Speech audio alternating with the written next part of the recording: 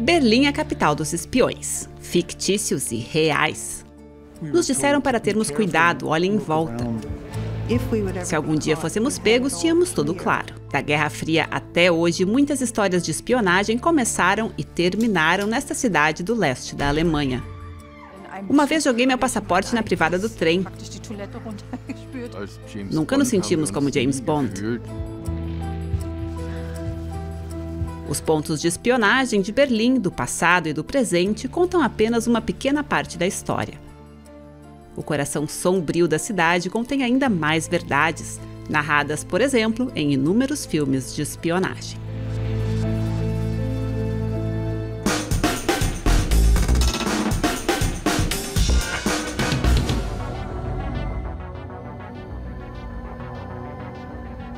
Os serviços secretos ocidentais e orientais travaram um confronto de titãs em Berlim, onde sistemas opostos colidiram.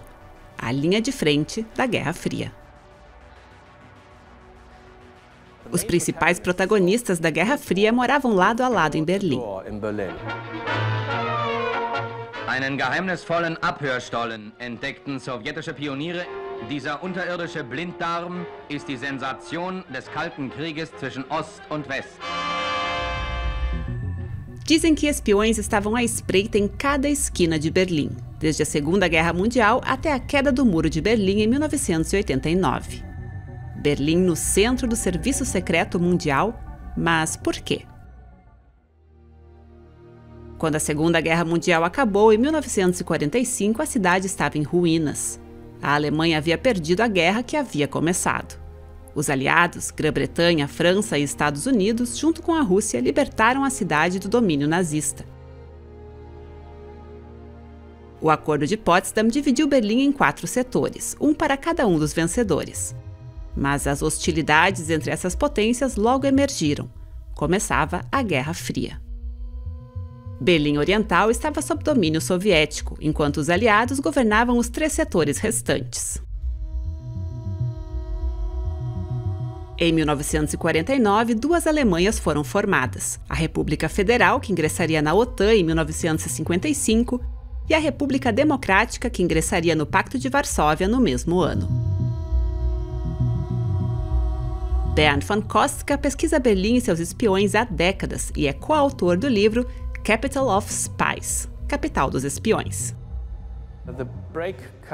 A ruptura ocorreu por volta de 1947, quando se tornou óbvio que as nações estavam se movendo em direções diferentes. Berlim, Alemanha Ocidental, Alemanha Oriental, foi o início da Guerra Fria. E esse é o ponto também onde a coleta de inteligência começou a ficar mais intensa. Berlim Ocidental se transformou em uma ilha capitalista cercada pela Alemanha Oriental socialista. As potências se enfrentavam nas fronteiras, mas seus representantes eram autorizados a transitar livremente entre os setores, perfeito para espiões. Berlim foi a única cidade com uma situação deste tipo.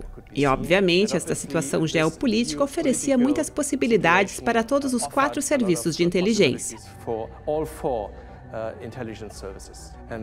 Por isso eu diria que Berlim foi a capital da Guerra Fria.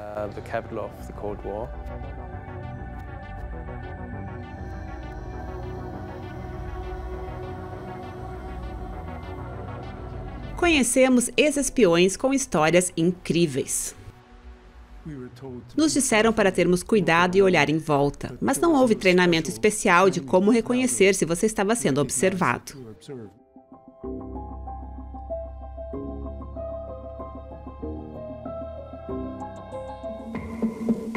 Pankow zementiert die deutsche Spaltung. Ost-Berlin wächst eine Mauer empor. Em 1961, a Guerra Fria esquenta dramaticamente. A Alemanha Oriental constrói um muro entre a Berlim Oriental e Ocidental. Das Leid in den Gesichtern der Menschen, die sich auf beiden Seiten nur noch aus der Ferne zuwinken können, lässt die Wachtposten unbeeindruckt. Não impressiona, pelo contrário, estes tinham ordens da Alemanha Oriental para atirar em qualquer um que tentasse cruzar a fronteira. O ponto de controle da estação Friedrichstraße foi uma das poucas passagens de fronteira. É onde o casal de espiões americanos, Jeffrey e Beatrice Chevitz, cruzou da Berlim Ocidental para a Oriental para se encontrar com membros da Stasi, o serviço de inteligência da Alemanha Oriental. Durante anos, eles foram os principais espiões ocidentais no lado oriental, que tinha como alvo principal o chanceler da República Federal da Alemanha. Era o Departamento 1A. Eles eram especializados em obter informações do gabinete do chanceler, o Bundeskanzleramt, da Alemanha Ocidental. Ficamos chocados, não fomos treinados como espiões, e assim sabíamos que tínhamos muito trabalho pela frente. A missão do casal era espionar a mais alta figura política do país, tornando-os alguns dos agentes mais perigosos do período pós-guerra.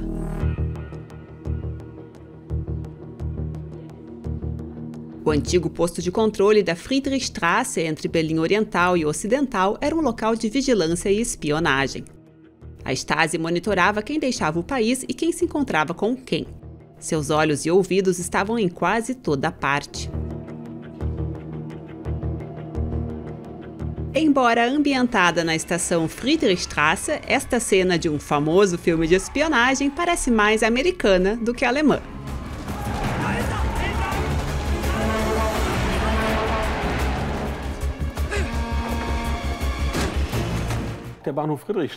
A estação Friedrichstraße era um ponto crucial para a rede de espionagem de Berlim. Havia portais de espionagem em ambas as direções.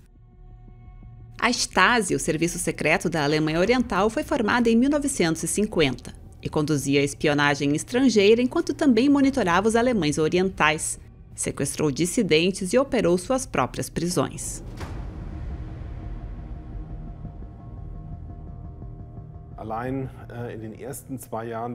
Cerca de 3.000 pessoas foram contratadas pela Stasi apenas nos 2 primeiros anos, e isso cresceu continuamente até 1989.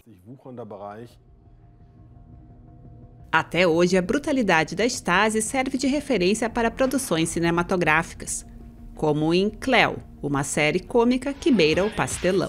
Ich mein Leben lang im Dienste unseres Landes. Dann wurde ich ins Gefängnis geworfen. Diese Frau war Stasi-Killerin.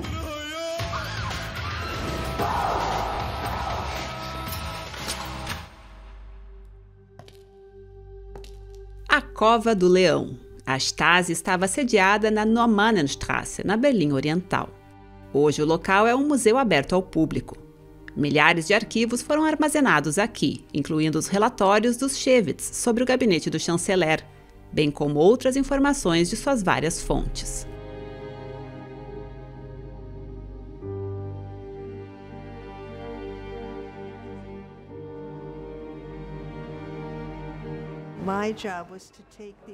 Meu trabalho era pegar esses relatórios, essas avaliações detalhadas sobre o governo.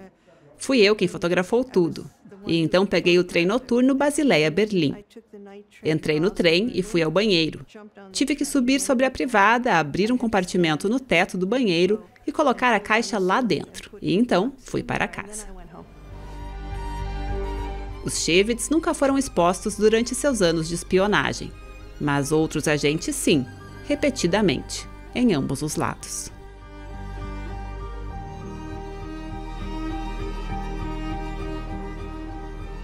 A ponte Glienicke separa Berlim Ocidental e Potsdam, então parte da Alemanha Oriental. A ponte se tornou o símbolo das trocas de agentes. Uma cena noturna de inverno em um filme de Steven Spielberg mostra a frieza e a crueldade de uma negociação difícil. Rudolph, is there not the possibility that my people are going to shoot me? Yes. You're not worried? Would it help?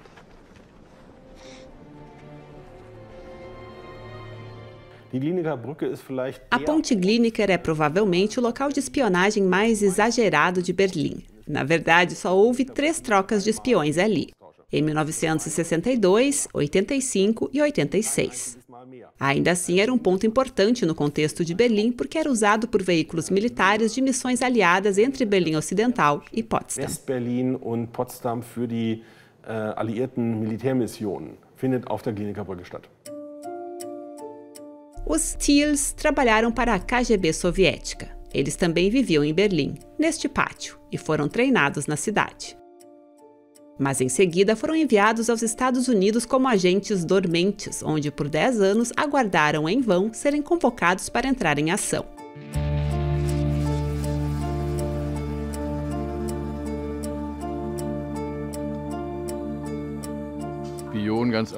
A espionagem, geralmente, não é uma profissão reconhecida. Você não pode simplesmente se candidatar. Tem a aventura, a emoção de viajar por 5 países em 14 dias, com 3 ou 4 nomes diferentes. Mas em 15 anos com a KGB, nunca segurei uma arma na mão.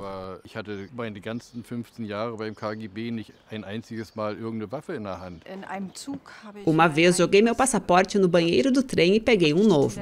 Então fui fazer check-in em um hotel e não conseguia lembrar meu nome.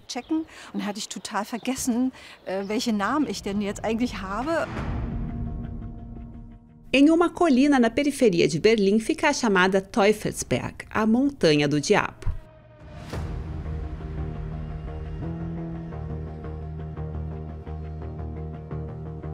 Na Montanha do Diabo ficava a estação de escuta mais importante dos americanos, isolada na floresta da encosta e com vista sobre Berlim. O local hoje é aberto a visitantes. Ele carece de restauros, mas ainda está bem protegido. Daqui eles conseguiam interceptar sinais de rádio até mesmo da Polônia. Por isso a Stasi e a KGB levavam isso muito a sério e repetidas vezes conseguiram infiltrar seus próprios espiões na estação de escuta.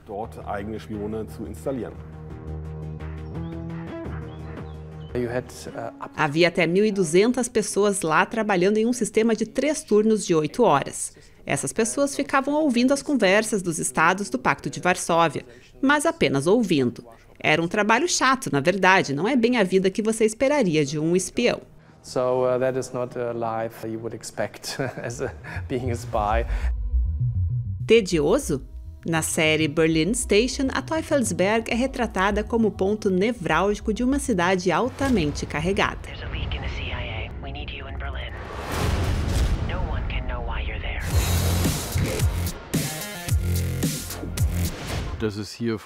Todo mundo sabia que este lugar estava cheio de espiões de todo o mundo, mas os cidadãos comuns não notavam nada no dia a dia. Vamos ao campo de trânsito de Marienfeld, local onde os refugiados da Alemanha Oriental eram registrados e alojados ao entrarem na Berlim Ocidental. Mas nem sempre de forma inocente. Serviços secretos ocidentais, como a CIA e o MI6 britânico, também estavam ativos aqui.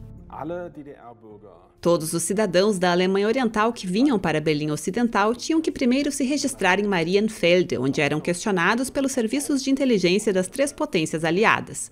Isso fazia parte do processo de admissão. O objetivo era persuadir as pessoas de que, depois de decidirem deixar a Alemanha Oriental, poderiam trabalhar para a Alemanha Ocidental.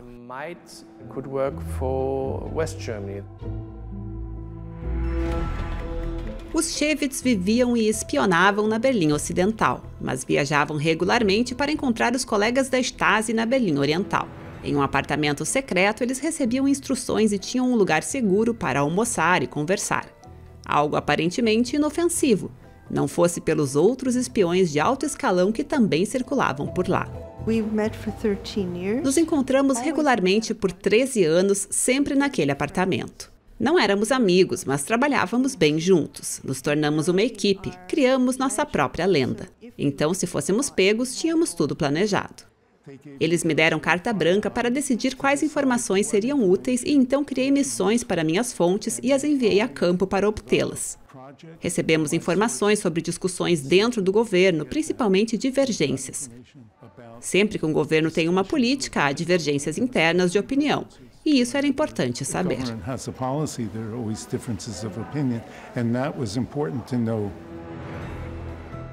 Enquanto os Shevits eram agentes ativos, os Tils tiveram que esperar. Nos Estados Unidos, eles deveriam viver com identidades falsas, invisíveis e despercebidos. Nosso trabalho era nos estabelecermos como cidadãos americanos caso estourasse uma guerra entre a União Soviética e os Estados Unidos e as embaixadas fechassem. Neste caso, teríamos então apoiado a rede de agentes soviéticos nos Estados Unidos.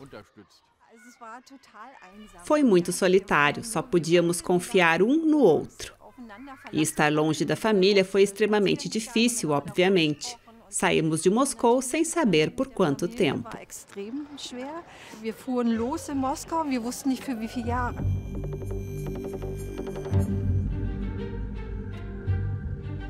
Uma dica secreta: vamos ao aeroporto Gatow, na antiga fronteira da Alemanha Oriental. O tempo parece ter parado no aeroporto Gatow. Inicialmente usado pelos nazistas, ele foi ocupado pela Grã-Bretanha após a vitória dos aliados na Segunda Guerra Mundial. Hoje ele é um museu de aviação militar. A Força Aérea Real operou aqui de 1945 até o início dos anos 90. Após a guerra, cada força de ocupação tinha seu próprio aeródromo. Os americanos ficaram com o aeroporto Tempelhof, os britânicos com o Gatow e os franceses mais tarde com o Tegel.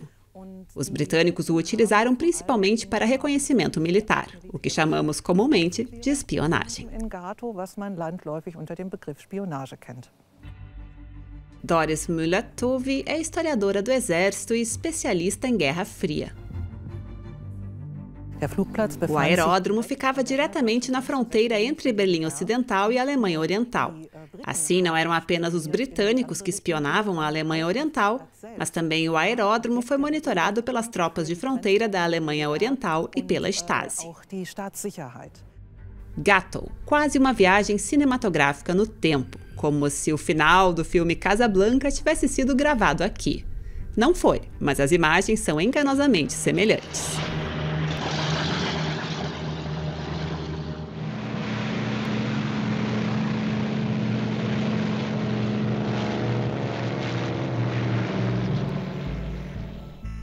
O hangar 4 do aeródromo Gatow é particularmente intrigante. Ele é o único hangar que permanece fechado ao público.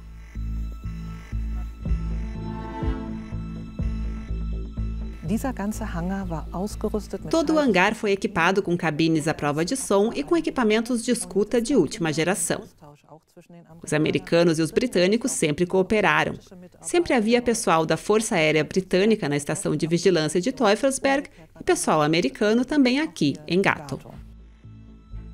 Os espiões americanos e britânicos eram especialmente ativos, mas onde há espiões, também há desertores e agentes duplos trabalhando dos dois lados. George Blake foi um dos agentes duplos britânicos mais conhecidos. Ele é a chave para a história de um túnel misterioso.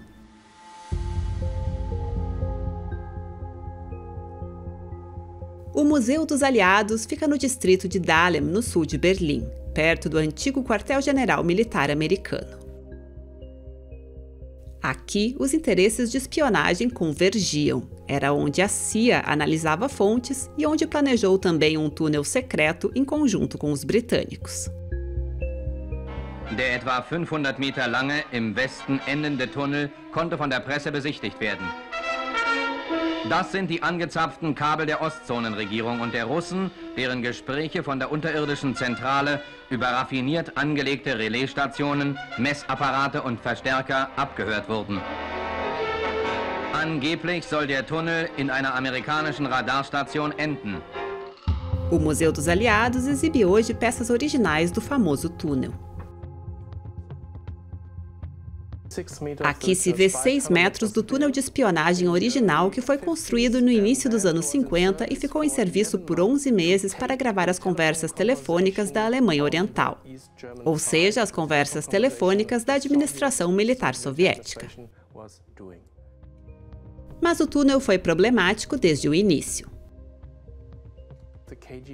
A KGB sabia que os americanos e britânicos ouviam tudo.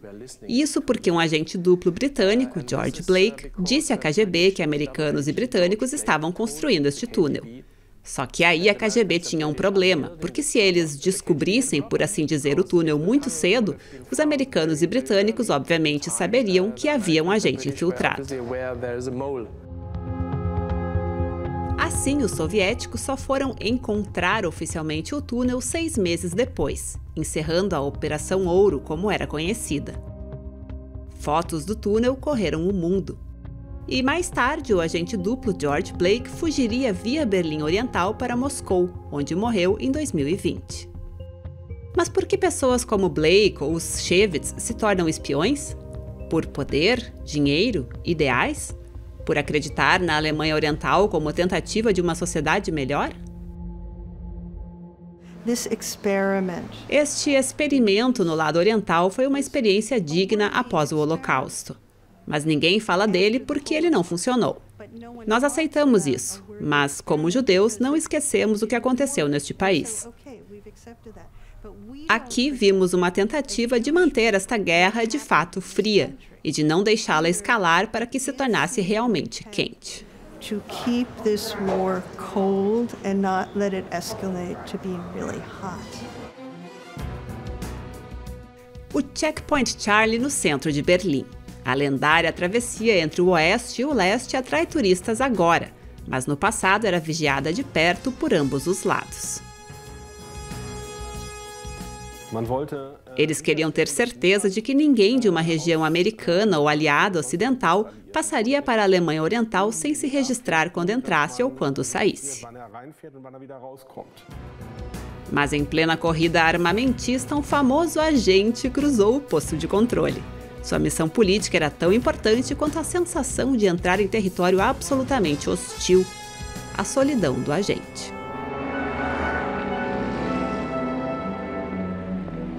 Remember 007? You're on your own. Well, thank you, sir. That's a great comfort.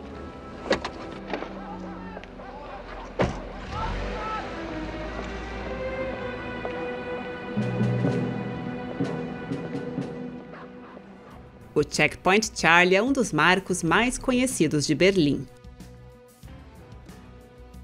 Também aqui a história mundial foi escrita em 9 de novembro, quando o Muro de Berlim caiu e a era da Guerra Fria parecia terminar. A cortina de ferro desmoronou, reunificando a cidade.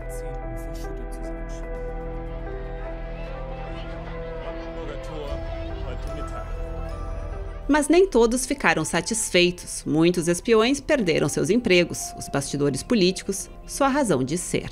Os Thiels estavam nos Estados Unidos quando souberam que o muro havia caído. Os agentes da KGB decidiram retornar. Quando estávamos de volta a Moscou, eles tentaram nos persuadir a continuar. Eles disseram que a situação havia mudado tanto que, se estivéssemos em Berlim, eles não poderiam mais nos ajudar. A princípio, ficamos com medo, porque a CIA e o FBI estavam sequestrando pessoas nas ruas aqui em Berlim no início dos anos 90. E pensamos que se algo assim acontecesse, ninguém nos ajudaria. E foi isso.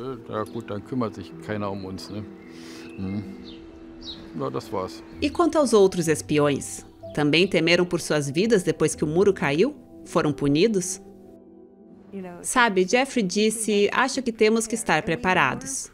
E estávamos. Foi bom por 4 anos. E então, no dia 4 de maio, eles vieram e tocaram a campainha. Eu não estava em casa.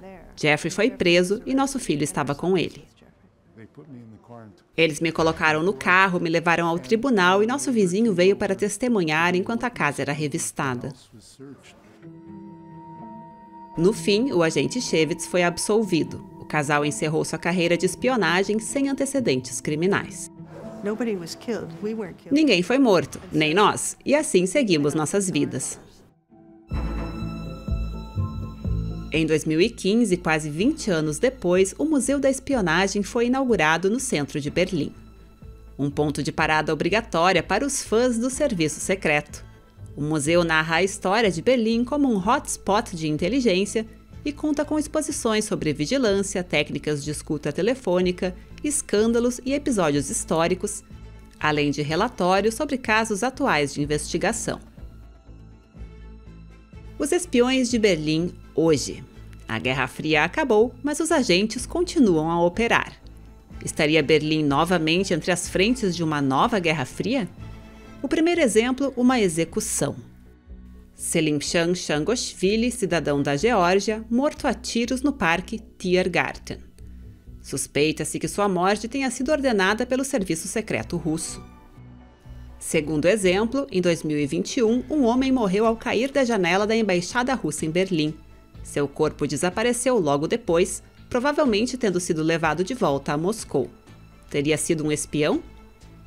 E finalmente, em 2013, surgiram rumores de que a embaixada americana em Berlim estava grampeando os principais políticos alemães, incluindo a chanceler.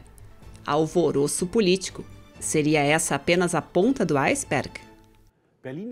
Berlim é a capital europeia da espionagem, disse o antigo presidente do Escritório Federal para a Proteção da Constituição. Em 2019, o Serviço Federal de Inteligência alemão, responsável pela coleta de inteligência estrangeira, se mudou para um prédio de 260 mil metros quadrados em Berlim. Um edifício enorme para 4 mil funcionários. O que toda essa gente faz? Berlim ainda parece ser uma escolha popular para agências de inteligência. Sabemos apenas que há um lado sombrio, secreto e às vezes mortal nesta cidade. O Camarote 21 de hoje fica por aqui. A gente se vê de novo na semana que vem.